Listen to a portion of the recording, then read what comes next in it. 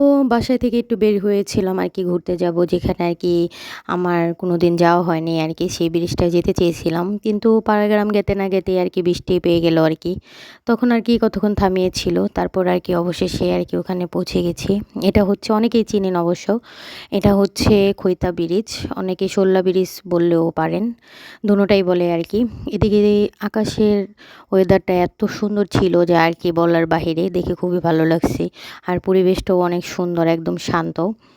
আর কি এই আমার প্রথম ফার্স্ট টাইম যাওয়া এখানে, আমি আর কি কখনো যাইনি। তাই আর কি দেখে খুবই ভালো লাগছে আর কি। আর কি চারদিকটাই খুবই সুন্দর। সাথে ছিল আর কি নদী, কি বলবো আর দেখে খুবই ভালো লাগছে। আর বৃষ্টির কারণে ব্রিজটা একটু মানুষ মোটামুটি একটু কমই ছিল আর কি। তাই আর কি ঘুরে ফিরে আর কি খুবই ভালো লাগছে। তারপরে হচ্ছে যেতে না যেতেই নিচে দেখলাম যে একজন ভাইরাল টিকটকার, কি বলবো আর, সে হচ্ছে আপনার সালা পরে আর কি টিকটক করতেছিল। দেখে মানে সবাই হাসতে হাসতে শেষ। প্রথমবার যেতে না যেতেই আর কি এটা চোখে পড়ছে যে সালা পরে আর কি সে টিকটক করতেছিল। তারপরে হচ্ছে এদিকে আয়া তো ঘুরে ফিরে দেখতেছিল পানি, আর হচ্ছে ছোট ছোট নদীর সাইড দিয়ে হচ্ছে ছোট ছোট নৌকা, তারপরে বড় নৌকা হেঁটে যাচ্ছিল আর কি। তারপর আর কি সবাই মিলে হাঁটতে হাঁটতে চলে গেলাম ব্রিজের ওই প্রান্তে।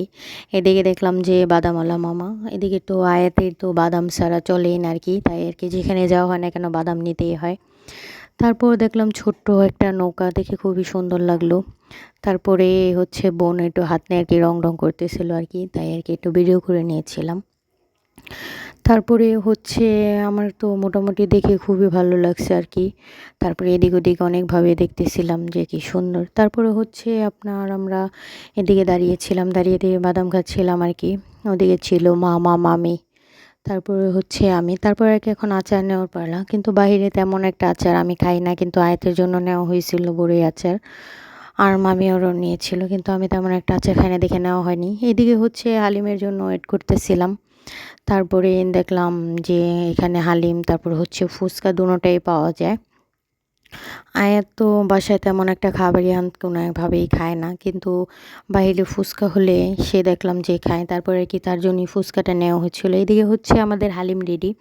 পাড়া গ্রামে তো কোনো খাবারই তেমন একটা ভালো না, কিন্তু এদিকের হালিমটা আর কি মোটামুটি না আর কি ভালোই ছিল। তারপর হচ্ছে একটা কোন আইসক্রিম নেওয়া হয়েছিল।